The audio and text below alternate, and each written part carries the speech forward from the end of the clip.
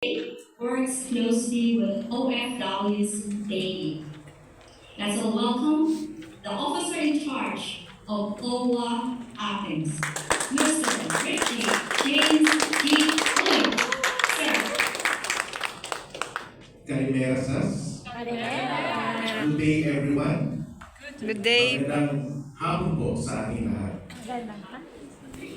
To Deputy Mayor of Municipality of Larnaca, Mayor Ayasonides, His Excellency Giovanni E. Palek of the Philippine Embassy in Athens, Greece, Honorary Consul Charmaine Laponico Garcia of the Philippine Consulate in Larnaca, Cyprus, to Dr.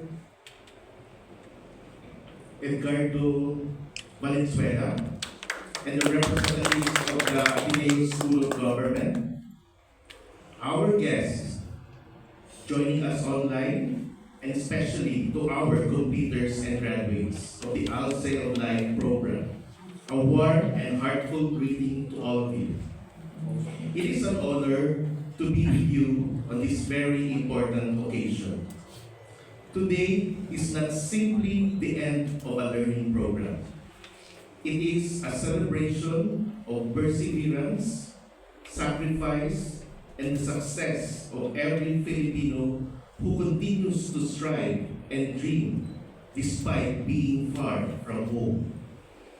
First of all, we would like to recognize and thank the Ateneo School of Government for this remarkable initiative through ALSE of Life, Ateneo Leadership and Social Entrepreneurship OFW Learning Initiative for Empowerment.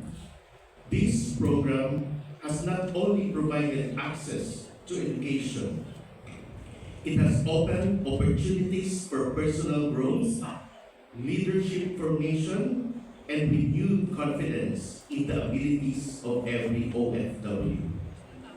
You have shown that education is not limited by age, time, work, or distance.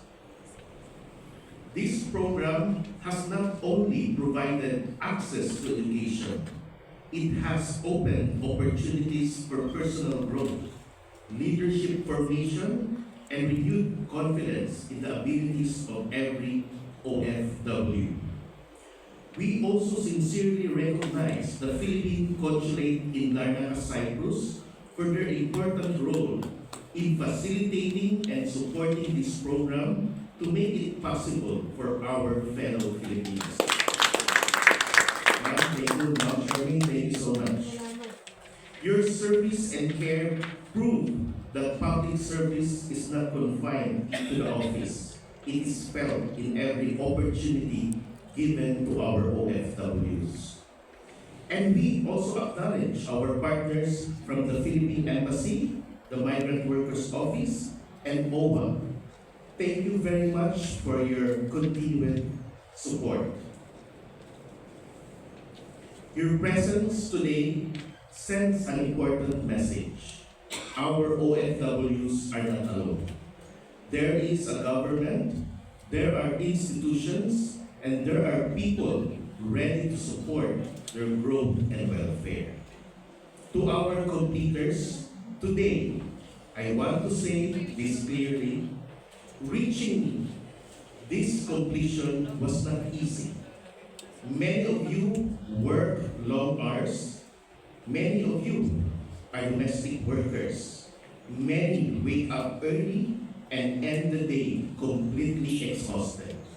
And after work, you still study, you still read, you still complete requirements, you still participate in sessions, and you did all of this while carrying responsibilities for your family. Many of you are the sole breadwinners.